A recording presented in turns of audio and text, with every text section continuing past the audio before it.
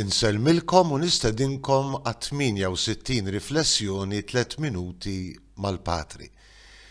It-tieni ħadd tar-Randan huwa dejjem iċċentrat fuq il-ġrajja tant sabiħa tat-trasfigurazzjoni tal-Mulej Ġesu fuq l-għolja tat-Tabor.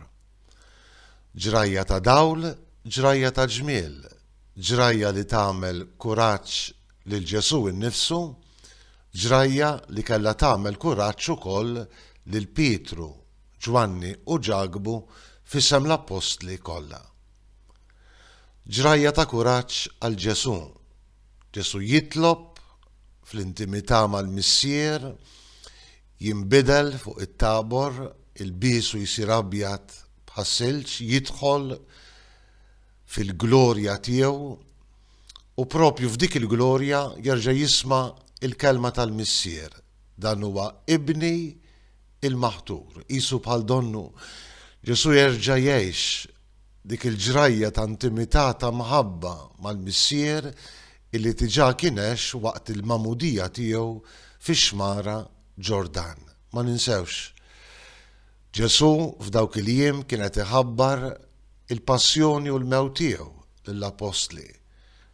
Nimmaġinaw li anki Ġesu bħala bniedem ittaqqal dan il-ħsieb. Imma t-toma tal-glorja li jagħmel fuq it-Tabor, il-kelma li tagħti kuraġġ veru bil-Missier terġa' timla lil Ġesu b'entużjażmu biex ikompli l-missjoni tiegħu sal-għotja sħiħa tiegħu fil-belt ta' Ġerusalem fuq is-salib imqaddes. Ma kienet kelma ta' kuraġġ anki għall-Apostli illi ttaqlu bil-ħsieb tal-passjoni ta' Ġesu, illi ma femux kif il-fidwa kellha ssaħħ permezz ta' triq kiefra u drammatika ta' tbatija tal-imgħallem.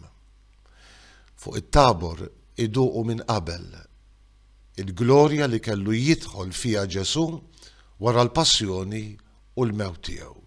Jieħdu biex ngħidlek garanzija li kull tbatija mhijiex għal xejn, imma id-tbatija ta' Ġesu u anki d-tbatija tagħhom bħala dixxipli tiegħu neċessarjament kellha twassal għal glorja.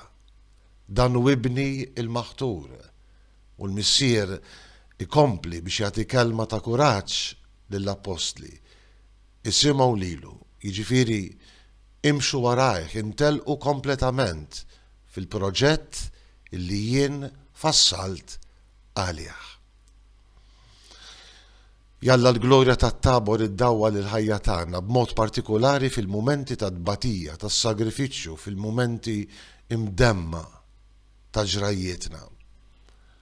Ħalli nemmnu li kull tbatija maquda mas-salib neċessarjament twassalna fil-glorja bħal dik tat-Tabor.